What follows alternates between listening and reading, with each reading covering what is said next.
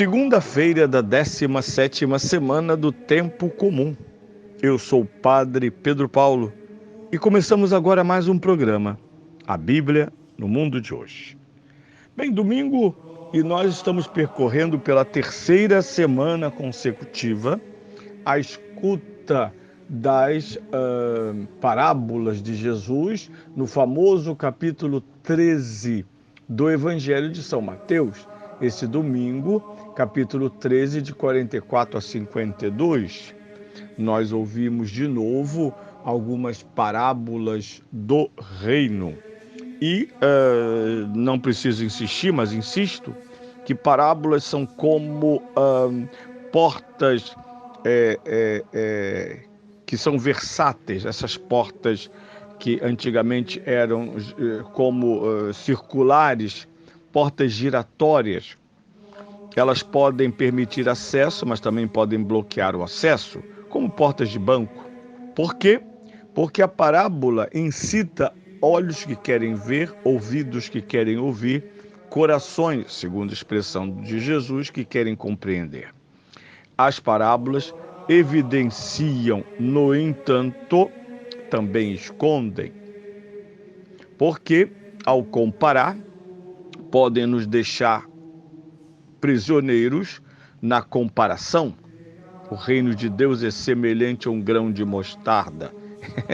É óbvio que a parábola não quer falar do grão de mostarda, mas quer que o grão de mostarda sugira-nos elementos que são próprios do reino de Deus. Esta é a visão parabólica. Em outro nível, a visão metafórica. A comparação, na verdade, permite que, através de algo diverso daquilo que estamos dizendo, atinjamos o sentido das coisas. Isto é fundamental, isto é em particular. E como nas outras vezes, desta vez não, Jesus, segundo os próprios discípulos admirados, porque, vejam, no mundo da teoria de textos e de discursos, nós não dizemos, quando não somos banais, é bom ressaltar, não dizemos nada sem razão. Não perguntamos-nos, senão quando as coisas parecem obscuras ou extremamente desafiadoras à nossa inteligência ou à nossa sensibilidade. Por exemplo, no domingo passado, os discípulos em casa perguntaram: mas esta parábola do joio, como é que se entende esta parábola do joio? Jesus havia contado 3 parábolas, mas eles perguntaram somente sobre a primeira, que lhes impactara. Bem, este impacto é colocado também na pergunta generalizada dos discípulos a Jesus: por que falas às multidões somente com parábolas? Porque sabemos que se os discípulos próximos de Jesus em casa interrogam-se sobre o significado das parábolas, e o povo que lá as escutara, como as entendeu? Como as entenderam? Bem, segundo Jesus, ao repropor a hermenêutica de Isaías, trata-se de mostrar o que os olhos não verão, dizer o que os ouvidos não escutarão e explicar ou expor o sentido inalcançável ao coração. No entanto, Isaías responde por quê? Porque seu coração, ou o coração deles, tornou-se insensível.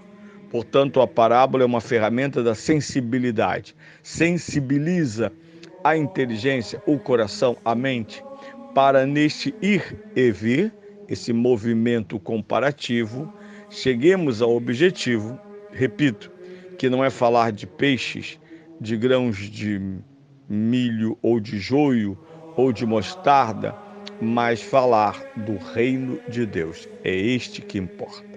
Bem, no domingo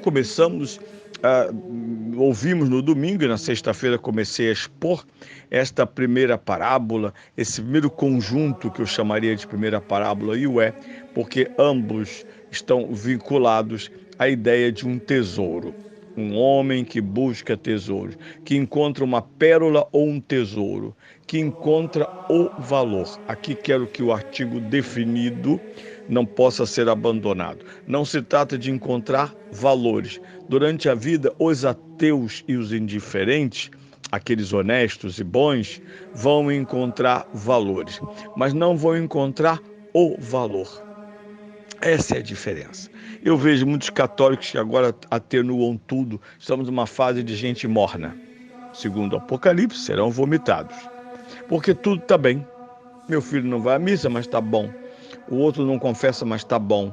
O outro rouba, mas faz. E assim vamos, numa água morna que não serve para nada.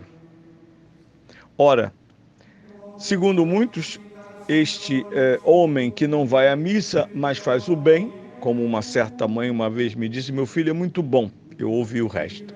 Ele trabalha, ele estuda, ele me ajuda, ele só não vai à missa. Entendi. Então parece que ele encontrou valores, mas não encontrou o tesouro e a pérola. Porque o tesouro e a pérola é de tal valor inestimável que supera tudo aquilo que se tem. Vende tudo. É um valor tão absoluto, ou melhor, é o valor, a ponto de substituir todos os outros valores, ou melhor, reassumir todos os outros valores. Vende tudo. Claro que o movimento parabólico é o movimento da procura. E aqui, ateus ou não, indiferentes ou não, porque os ateus e os indiferentes estão amortizados. O demônio os amortizou. Nós sabemos, eu sempre brinco que o demônio nunca fez faculdade, não tem capacidade para fazer faculdade, como diz o carioca. Mas alguns cursinhos técnicos ele fez. Um deles foi de anestesia. O demônio tem lá um kit anestesia. Ele anestesia os homens sob a noção de pecado, de verdade. Ele tem também outros métodos.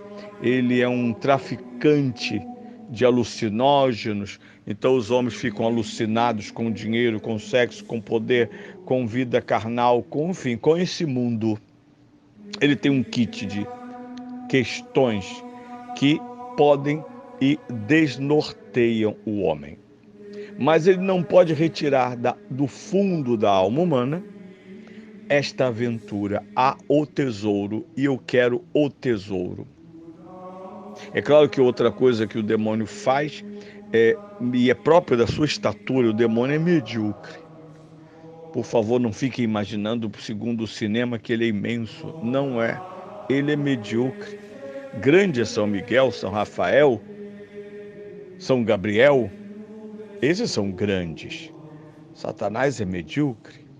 Por isso mesmo, por onde ele vai, associa a sua obra mesquinha, gente medíocre, ou mediocriza, não sei se esse verbo existe, mediocrizar, apequena os homens para que caibam nos seus esquemas. Já os santos não, rompem com o mal e são grandes no seu fazer, pensar, agir, sentir, na sua fé. Por isso, a busca do tesouro não é simplesmente uma aventura, é uma necessidade. Segundo o grande catecismo de São Pio X, fomos criados para reconhecer, glorificar e servir a Deus.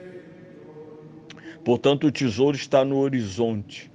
E tesouro também significa apaguizar-se. Afinal de contas, por que muitos se suicidam? Por que muitos não se matam, mas vivem como moribundos? Porque não vem no horizonte da própria vida o tesouro.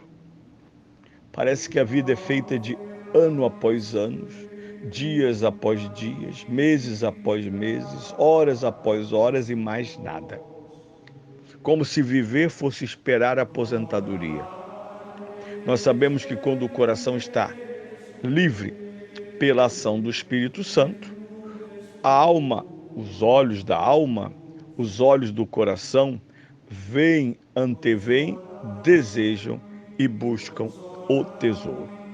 A primeira parábola insiste nisso e nós amanhã continuaremos a falar não só de outro aspecto desta parábola, que não é menos importante, como da segunda parábola que aponta para uma outra realidade, também fundamental à compreensão do reino de Deus.